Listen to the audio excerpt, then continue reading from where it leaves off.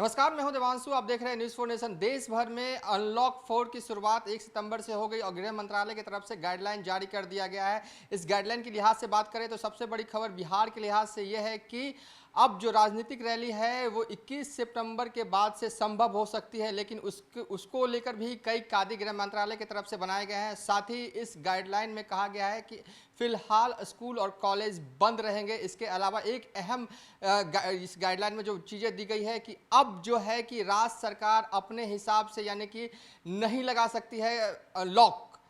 अब राज्य सरकार को गृह मंत्रालय से परमिशन लेना होगा, उसके बाद ही राज्य में लॉकडाउन लगेगा। हमारे साथ बात करने के लिए वरिष्ठ पत्रकार कौशलेंद्र प्रियदर्शी हैं। जिस तरीके से लॉकडाउन 4 लगाया गया है, बिहार में चुनाव भी होने हैं, राजनीतिक गतिविधियां भी अब शुरू हो चुकी हैं, रैली को लेकर जिस तरीके का गाइडलाइन में आ गए, उस पर आप सबसे पहले आप क्या कहेंगे? देखिए, सबसे बड़ी बात है देवांशु की अब अनलॉक 4 का जो गाइडलाइन जारी हुआ है उसके मुताबिक कोई भी राज्य खुद अनलॉक नहीं लगा सकता। मतलब जो धीरे धीरे खोलने की, लॉकडाउन खोलने की प्रक्रिया है, उसमें कहीं से किसी भी राज्य को ये परमिशन गृह मंत्रालय ने नहीं दिया है कि आप खुद ही अनलॉक 4 लगा लेंगे। यानी बिहार में 6 सितंबर से जो आगे प्रक्रिया बढ़ेगी उसमें गृह मंत्रालय से बिहार सरकार को आदेश लेना होगा, क्योंकि गृह मंत्रालय के नए गाइडलाइन के मुताबिक किसी भी राज्य को निर्देश लेना होगा, आदेश लेना होगा।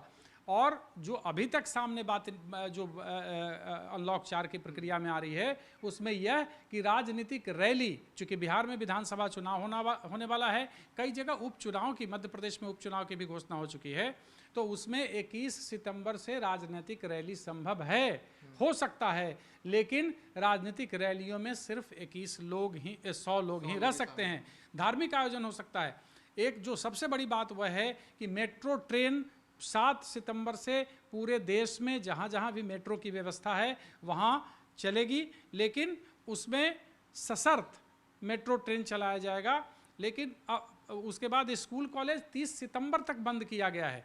9वीं से 12वीं कक्षा तक के छात्रों के बारे में कहा गया है, उसमें थोड़ा सा जब तक विस्तार से चीज़ें सामने नहीं आ जाती।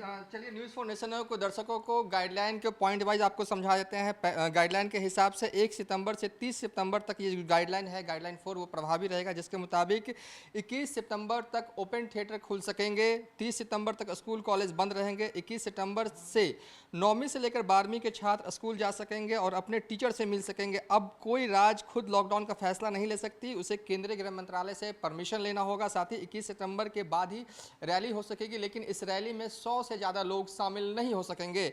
इसके अलावा कंटेनमेंट जोन में जिस तरह की पाबंदियां पहले से थी उस तरह की जारी रहेगी। मेट्रो ट्रेन जो है कुछ सत्रों के साथ 7 सितंबर से चलेगी। अभी फिलहाल जो अनलॉक 4 का जो गाइडलाइन है उसकी पूरी कॉपी नहीं आई है, जैसी पूरी कॉपी आती है आपको हम विस्तार से बताएंगे। लेकिन फिलहाल जो 2 मुख्य बातें इस अनलॉक 4 जो गाइडलाइन है उसमें दी गई है कि अब 21 सितंबर से रैली, राजनीतिक रैली हो सकती है, लेकिन कुछ शर्तों के साथ 100 से ज़्यादा लोग इस रैली में शिरकत नहीं कर सकते। और दूसरी अहम बात इस अनलॉक 4 गाइडलाइन में ये है कि अब कोई राज्य अपने हिसाब से लॉकडाउन नहीं लगा सकती और जो स्कूल है यथा स्थिति जारी रहेगी, 30 सितंबर तक बंद रहेंगे।